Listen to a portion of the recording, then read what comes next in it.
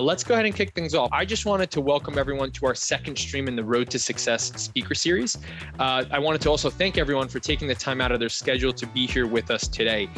My name is Lucas Conyer. I'm an enablement specialist here at ShopMonkey, and I'll also be kicking off today's event. I'm a lifelong automotive enthusiast. I've just been a fan of how the industry has been growing and evolving year over year. And it's been really exciting to be part of a company and a mission to help other shop owners and business owners thrive in general in this industry. So this series has been put together with the goal of simply helping other shop owners across the industry by addressing popular topics and sharing best practices. We here at ShopMonkey really have an amazing group of customers that share the same passion in wanting to help other shop owners in the industry. And we're looking forward to presenting these topics over the rest of the course of this year. This series will bring shops from all different verticals of the industry to share their experiences and best practices. And in our last stream, we had Philip from Titan Motoring present on the road to profits with shop processes and efficiencies. And if you missed that episode, be sure to check out our YouTube page and catch up on that episode. But for today, I'm really excited to have Mike and Zach here from Mad Hatter Automotive to present the topic of going down the rabbit hole of social media. Guys, thank you so much for being here with us today. I'm going to kick it over. The floor is all yours, and really excited to get into this topic. Awesome. Thanks, Lucas. Go ahead, Zach. Thank you. Everybody, I'm Zach. My wife, Lynn, and I own Mad Hatter Auto Repair in Omaha, Nebraska and Council Bluffs, Iowa. We have invested highly in social media and really have used it to grow our business, and actually through rebranding and pushing out is how we have been growing lately. So in the pictures here, you see this is our family, my wife, Lynn, our two French bulldogs, and our two boys. We spend a lot of time, promoting family and stuff like that. So we do use a lot of content of ourselves, our dogs, and our lives. Again, I'll keep referring back to people buy stuff from people, not a place. Next slide. So when we met, me and Lynn is actually before we ever owned Mad Hatter Auto Repair. At that time, the day we met was actually a costume party, and my wife Lynn was actually dressed up as the Mad Hatter. Fast forward a couple of years, we ended up buying a company named Mad Hatter. So that night, she was wearing a hat. If you ever see any social media posts with our dogs, usually they're wearing the hat that she was wearing that night. Next slide. So who is Mad Hatter Auto Repair? We got two locations, one in Omaha, Nebraska, and the other in Council Bluffs, Iowa. They are about a 20-minute drive between the two. We've poured a lot into branding and logo to keep with our theme. We bought the original location in 2017. It was Mad Hatter Muffler and Brakes, which is a former franchise. And then we, in 2019, we bought our second location in Council Bluffs, Iowa, went through rebranding in 2020 in the midst of the pandemic to make a good, a hard decision even worse. But we use social media to kind of brand out and push our branding. Go ahead and hit the movie. This is a little bit of...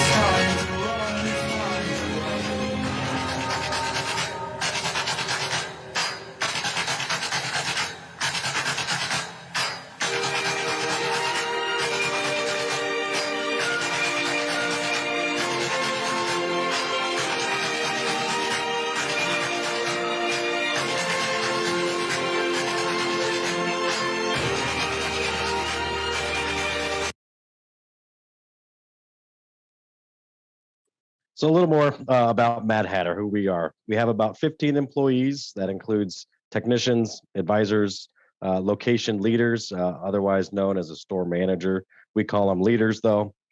We also have an employee development director on our administrative side, whose entire goal and focus and targets are to develop, implement, track, and report on individual specific customized training and development plans for all of our employees across both locations. We also have our executive team, which consists of owner Zach, marketing director Lynn, and myself, chief operations officer. We have found that by having a consistent and entertaining, most importantly, presence on social media, that this helps drive the team environment and engagement. It drives interest from customers, and most importantly, it differentiates us from our competitors. So what's the roadmap for today? First, we'll explain the goals of and influences on our theory. Secondly, we'll discuss the importance of creating original content through identifying our ideal customer and target audiences. And then lastly, we'll demonstrate the return on retaining and retention. So let's start with a deeper dive on our theory.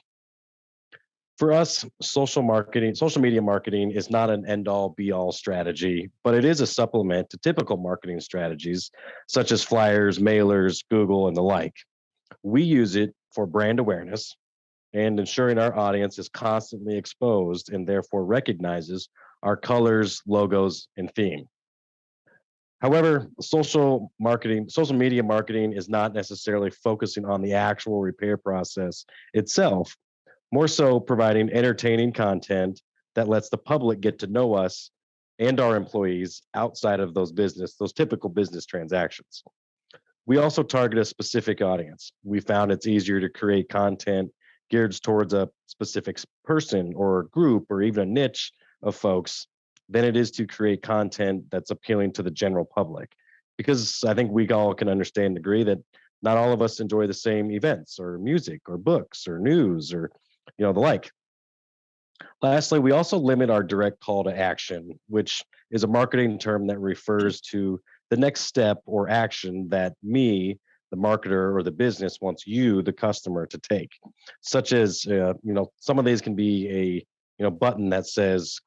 Buy now, or buy now or click here to read more. But why do we limit those? Well, how many of us see the same ad across our news app, maybe our internet browser, and across maybe multiple social media platforms? Now, how many of us just scroll right past it, or even subconsciously or out loud say, you know what, I'm done doing business with that organization because they literally follow me everywhere I go? That's why we limit it, because we don't want people disengaging from us. So I'm going to toss it to Zach on how our theory looks like in action. So what's influenced our theories, or how we've adapted it over the last few years, have changed. We've started to create posts, and we've actually started focusing on engagement and comments versus impressions. We were using outside companies, and they always told us, how many impressions we got and how great it was, and how that was going to change everything. And what we were finding as we dug deeper was these impressions were not necessarily in our area, our target area. They were hitting people way outside our area. So we started to actually focus on engagements and also, the comments. And we've watched our distribution scores. And then, when people are commenting, we can kind of look into them and see where they're located. We found the higher engagements, more locally sourced, that those posts were going to actual people that may become our customers. The other thing is impressions can be influenced with ad dollars, and the ad dollars were traveled. They'll push it out to whoever they have to push it to get that ad money spent. So it may go outside of your area where, our target demographical area is a shop. You want to stay definitely within that 10 miles, but maybe you're hitting people 40, 50 miles away from you. Because of this, we brought our social media in-house. We started to handle it ourselves. As we focused on engagements, we found that, on the left there, this is a post that was made by another company that we used when we were using outside companies. The engagements were down, distribution score was down. They keep telling us they're reaching people, or they'd show us the impressions on the backside, but it is very cookie cutter, looked like other people, and really did not just engage with our clientele. Also, you can see it's a call to action. A lot of people do not like call to actions. They're not going to click on it. They're not going to follow it. They don't find it entertaining. Like say, we go to social media for entertaining. On the right, that's a post that we threw together around Christmas time. We used our people live that day, took pictures of them, put it on, posted it up. Very high engagement score, very high distribution score, and everything was locally in our area. Next slide. So we have another sampling of some of our efforts on social media marketing here.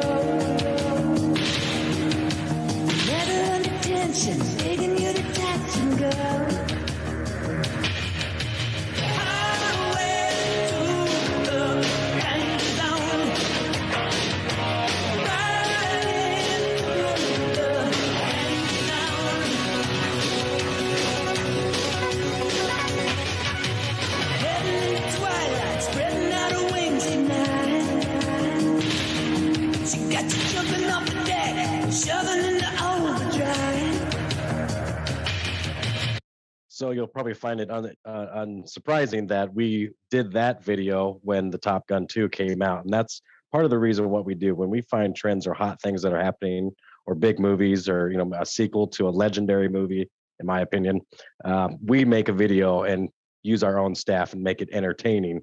Very little did we actually do or show anything about the repair process. But a larger question for the audience here, what do you notice consistent across the two posts on either side of the video and the video itself? Throughout it, you probably saw the same logo, the same colors, same theme over and over and over.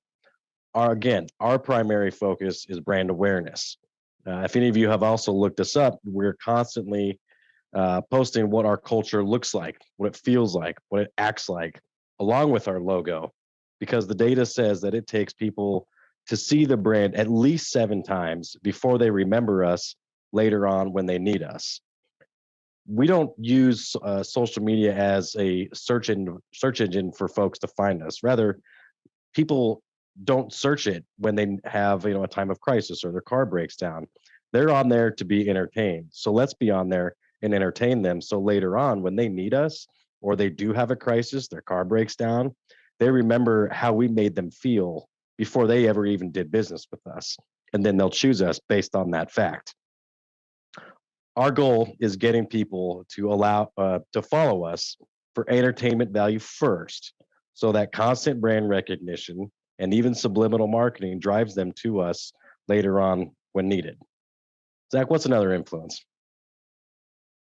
So standard ads are becoming to be viewed as very intrusive. 91% of people believe that ads are intrusive compared to just 2 years ago. And 79% of people believe they're being tracked and retargeted by these ads. So, say, a lot of us don't click on ads, don't even read through them, scroll right past. I know myself, if I see an ad a lot, I actually unfollow those ads. Again, as you look, here's this shop here is actually a shop that is 422 miles away from us in 6 hours of a drive. They are running paid ads in our area. I do know it's through an outside vendor. I've actually reached out to them, and yet that has not changed. But an outside vendor's running ad money and spending money for literally someone who would have to drive 6 hours to get there. What we notice is how many of their customers actually follow, because in their stream, it is just a constant call here, call us, come to us here. People are there for entertainment. They're not going to follow you or engage with you just because we repair cars. They realize that. They're going to follow for entertainment basis. A lot of people will block ads like this. Next slide. So that's our theory on social media marketing. Now we'll move to the second stop on our roadmap, creating original content. But first, why do we prefer to create our own content as opposed to maybe contracting with an outside vendor? Well, aside from some of the things that we previously mentioned, take a look at these two posts that we have here. What do you notice about them? If you look at it, they look pretty similar. Actually, they're almost identical, and they were made on the same day, about the same time, using the same picture. And one of them was made for us. The other one was made for one of our direct competitors that was located about 1.5 miles away. There's nothing that separates these two posts from each other. That's not a good thing. So when you do partner with an outside vendor, you run the risk of having literally identical posts on the same day between you and your competitor, giving your customer the option to choose based on whatever they feel is a good choice, as opposed to what they know and understand in the brand that they've seen in before and have trust. Before creating your own content, let's even take another step back. You got to have certain things in place first. We need to have policies and procedures in place such that we have a social media, a code of conduct, and confidentiality policies that each team member in your organization has reviewed, signed off on, already in place before you start following them and posting their image. Speaking of that, in your social media policy, you also need to have a documented agreement between the individual and the business to use their name, image, and likeness. Why do we need these policies in place? Well, number one, it controls employees posting about the business, its customers, and using its logo or general business practices on their own personal pages. But again, it permits us, the business, to use their image and their first name, and reduces liability there. What are some other things that these policies need to include? An overview of where or which platform the company will be posting. You're going to have a specific requirement worded, specifically laid out for employees to use as their own disclaimer if and when they do discuss work-related items or personal beliefs on behalf of the business. Then we have another process for protecting and safeguarding company proprietary and confidential information. And that's not all to say that we don't want our employees talking about us online. We absolutely do want them. We want them sharing, commenting, liking, all of that, engaging with every post we make. But we want to make sure that the discussion and the conversation is, number one, truthful and respectful. We want our staff to add value and believe they can add value to the discussions. And we don't want any disparagement of coworkers, customers, and especially competitors. And then again, we want to also, on the other side, limit official statements on behalf of the business. Zach, what does the next step in creating original content look like, though? So original content is, so you look, as we'll get into, is who is your customer, your avatar you're going after. So a lot of times, like, everyone may think, oh my God, there's so many different types of social media. How do I be on all of them at one time? And the truth is to really locate who you're trying to bring in as who is your target demographic and figure out what type of social media, what platform they're on, what they're using, and what they're looking for. So as you talk about creating original content or determining what platform maybe I can master, and that's the one that I'll go after first until I become good or actually have the ability to split and go to multiple platforms in a good way, or hire someone internally to start managing multiple platforms for you. So say here in the top left, 77% of people on Facebook are, female males in the ages of 30 to 49, kids. They're in their middle ages, like, say, have families and stuff like that. 53% of the people on Snapchat are 15 to 25 years old. 67% of the people on Instagram are females between 18 and 29. In TikTok, 39% of the people on TikTok are 18 to 24 years old. Next one. So you start looking into, like say, LinkedIn.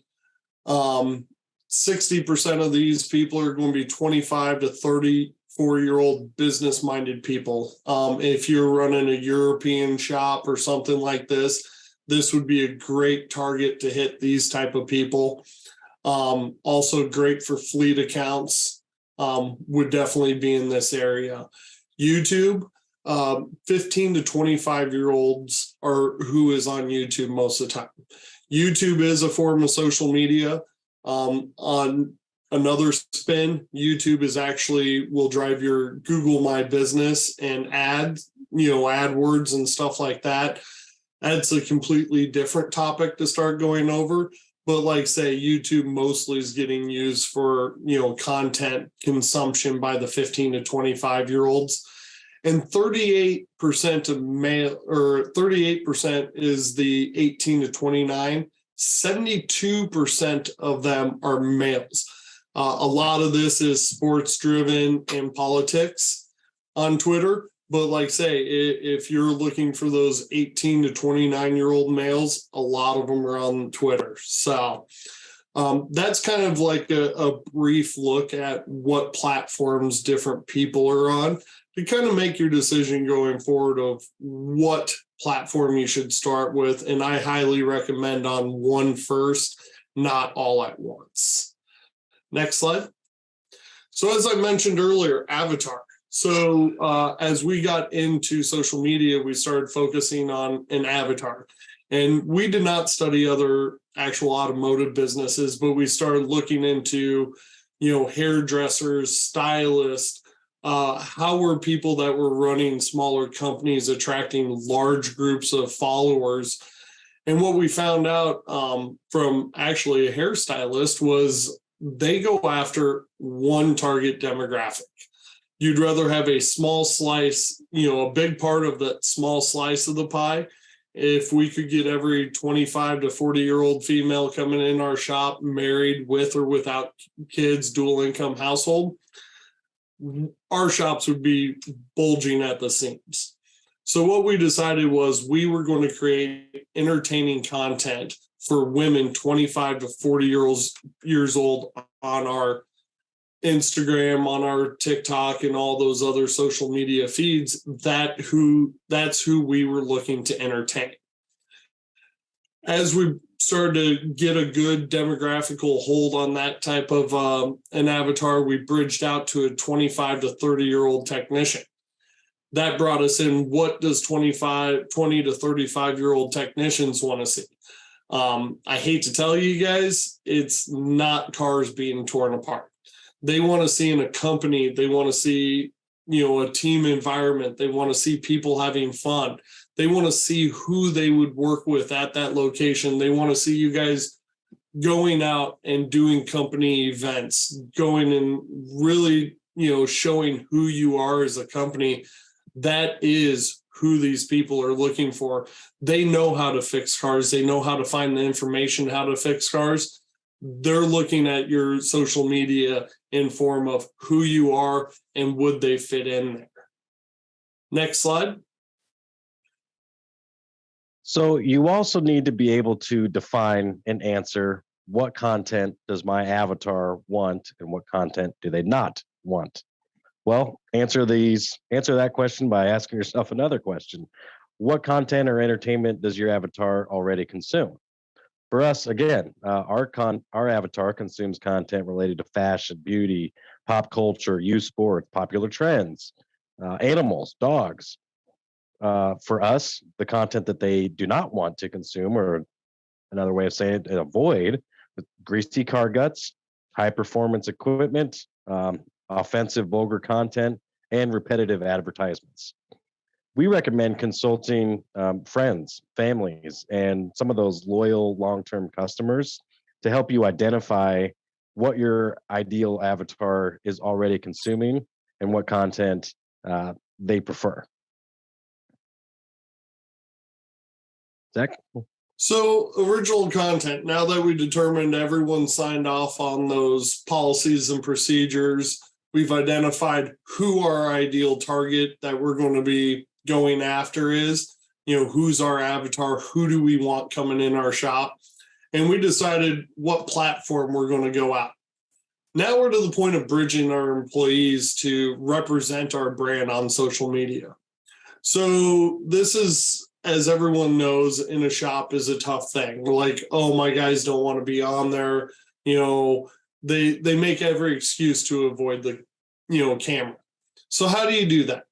First, you initially start by celebrating certifications, wins, little things that they do around the shop. Pump them, show everyone how great they are, when they pass an ASE test, when they have a birthday, when they get those wins, or when a customer has a great review that they talk about a certain employee that you have, put a picture of that person up there, tag them in it, and share that out there. And really what happens is their families and friends will start to see this, and they'll actually start talking to them outside. Oh my God, I seen you got that award. I seen you got this big certification. And all of a sudden that person starts warming up to being celebrated outside of work, and they start warming up to the camera. Next thing is start filtering in some content. What we did to start bridging people in was Lynn would walk around the shop with a camera and be like, hey, I'm just trying to figure out what you're doing so I can, make a blog post. Do you mind if I just record as you talk about what you're doing?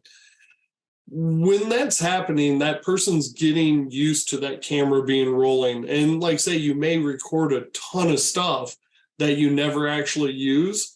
But as you don't use that, they get comfortable with it being on there, not thinking that every time you hit a button, they're going to be all over the internet. So as they get comfortable, you can start asking them to do different stuff. They'll pose, they'll have fun with you. And that's when you can really start, filtering in that entertaining content with it.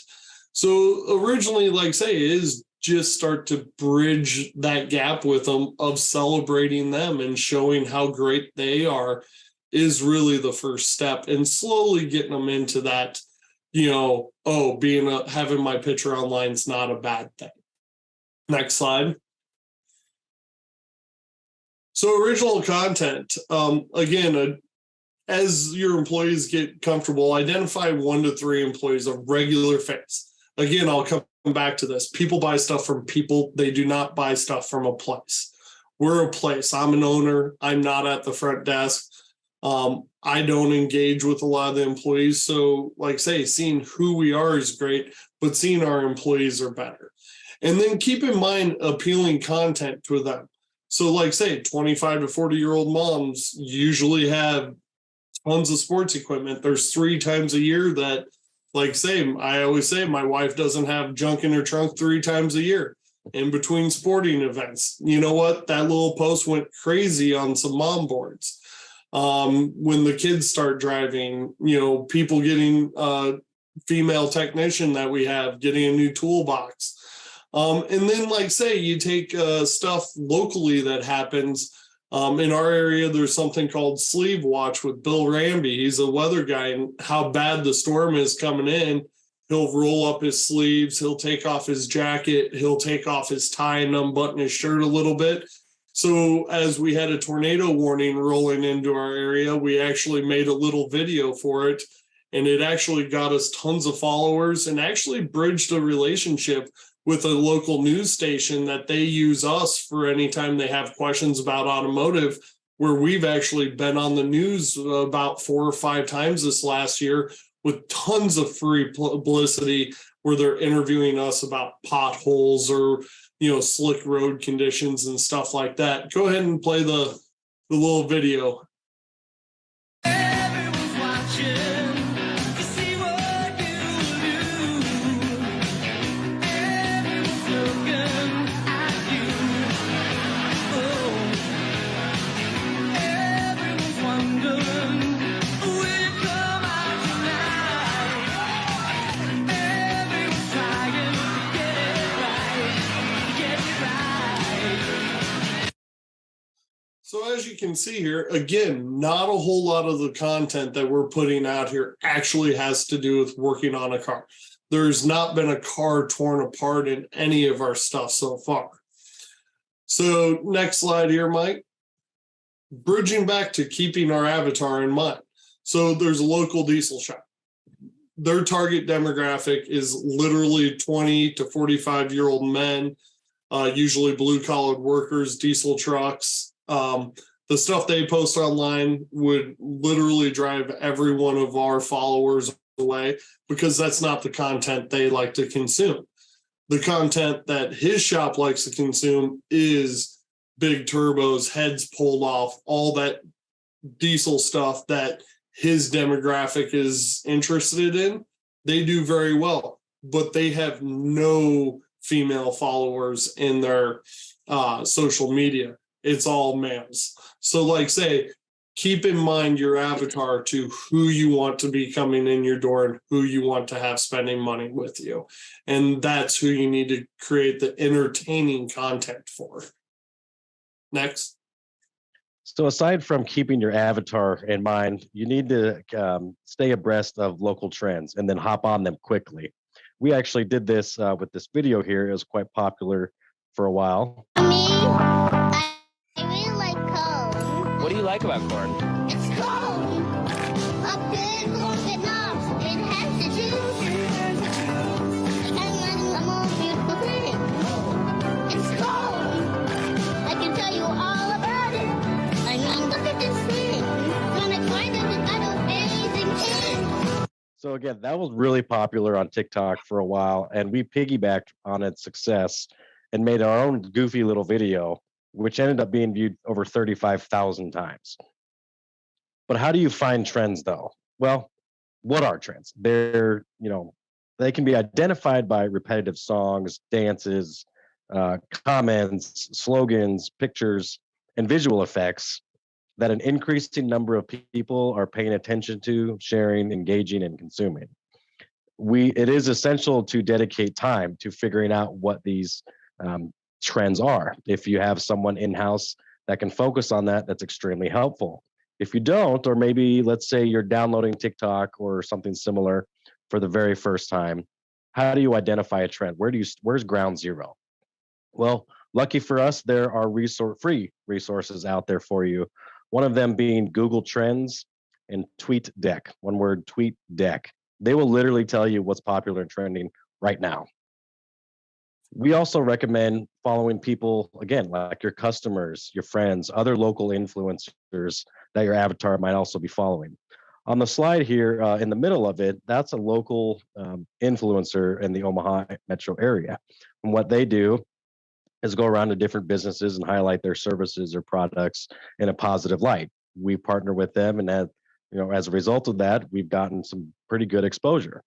On the far left of the screen, you'll see the Savannah Bananas. That is a personal favorite for our executive team, strictly for the entertainment value and how they invent ways to connect with their avatar, their local community, and because of that, it organically grows from across the entire country. We presented here a couple weeks ago this presentation in Puerto Rico to about 150 people in the room.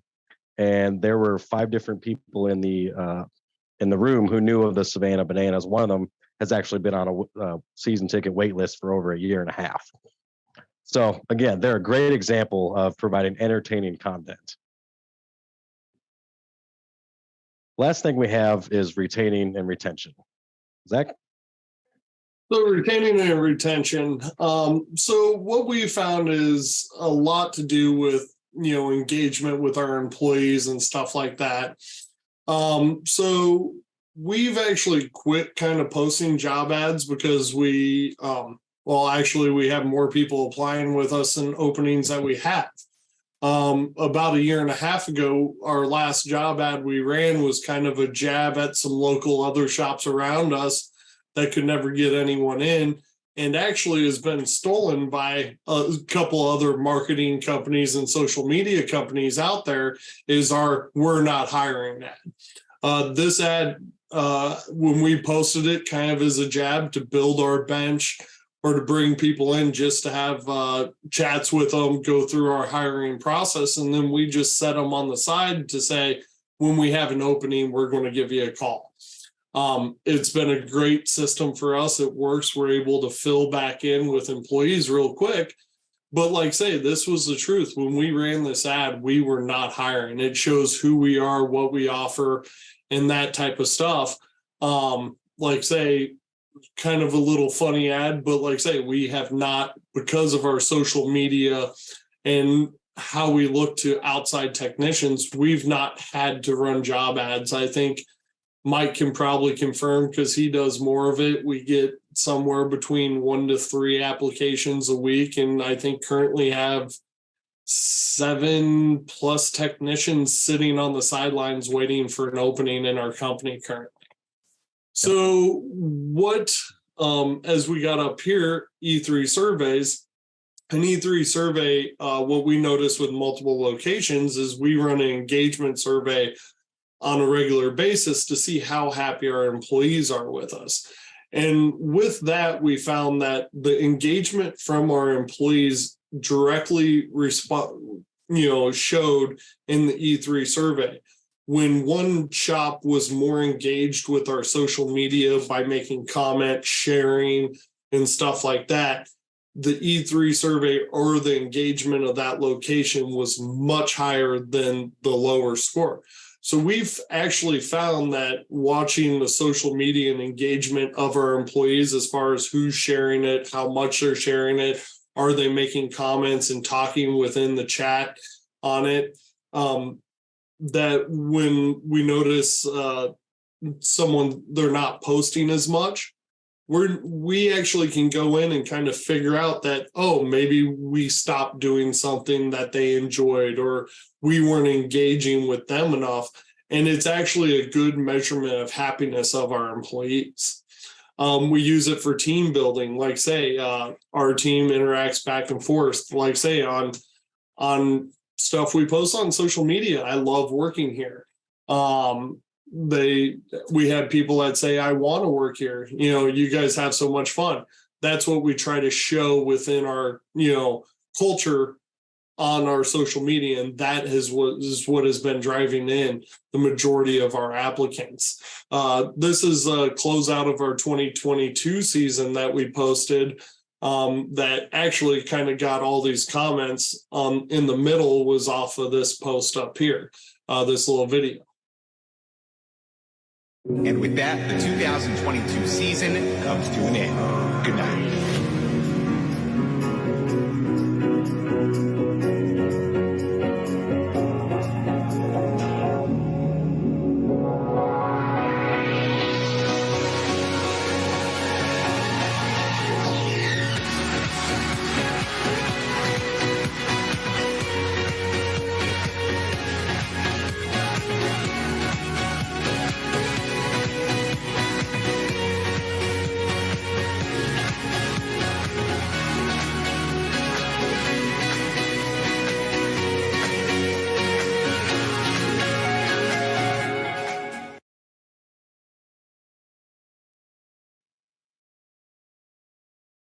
So get your employees involved. At the very least, get them to at least reshare if they don't comment on what you're posting. Why do that?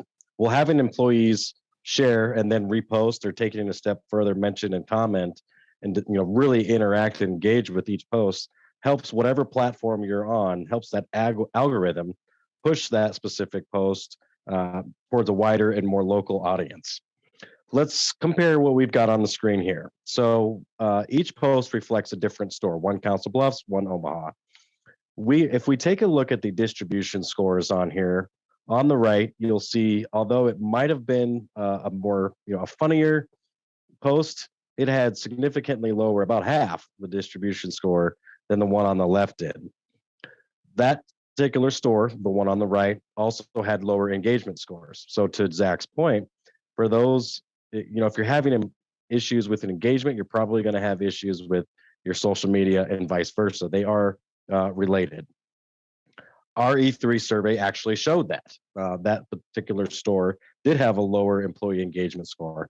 And then that was reflected on the number of engagements, people reached, and distribution score as well. The main takeaway here is empower your employees to participate in or at least share a post, as it will have a direct impact. I'm kind of wrapping up with some final thoughts for you all. What are some things that you can do, starting this afternoon or tomorrow? Number one, absolutely start drafting your policies and procedures. Get those in place. Make sure they're reviewed by all your staff, answer any questions they have, and get digital sign off. There's also plenty of there's plenty of drafts publicly available. And I recommend reaching out to your insurance company. That's what we did. And they provided us an entire online resource of policies, procedures, and even job description drafts that we could customize based on what we wanted to do with it. Then engage your go-to employees first. You know who they are. Find your most outgoing person, or find those folks who know a lot about what they're doing. They're really technical skilled, and just follow them around. Ask them what they're doing. Maybe eventually, after they get kind of comfortable, as Zach said earlier, they'll be the ones that come to you with funny ideas and entertaining content. With that being said, lastly, take pictures and videos often. And most importantly, have fun. Your audience and your avatars will be able to tell if you're lying or genuinely not having fun. For us, we do it ourselves because we believe in that organic fun. And we also have a dedicated full-time staff person to do this. Lastly, outside vendors are okay in a supportive role, but it might not drive those higher engagements or interactions that you're desiring. That kind of wraps up our presentation. I'll just jump in, guys. That's an amazing presentation. Thank you for sharing that. I was sitting here. I've seen the content too before we even jumped into this session. And having you guys present, it was just there's some eye-opening moments in there, especially just taking the time to do the research and see what's going to be impactful for where your shop is located. Thank you so much. I know we're at time. I wanted to thank you both for joining in. Lynn, I know you're there behind the scenes. Thank you so much for helping out with all this amazing content. I wanted to thank the audience for those who stuck around all the way to the end. Feel free to share this with your colleagues, with your coworkers, within your shops. It's amazing content, and we look forward to hosting more sessions like this throughout the year. With that being said, thank you. This was our second episode in the Road to Success series. Once again, Mike Kraus, Zach, and Lynn, thank you so much, everyone, for joining in today. I hope everyone has a great week, and we look forward to having you guys hopefully back in the near future for some extra sessions. Sounds great. Thank you for the invite. Yeah, thank you, everyone. Thank you.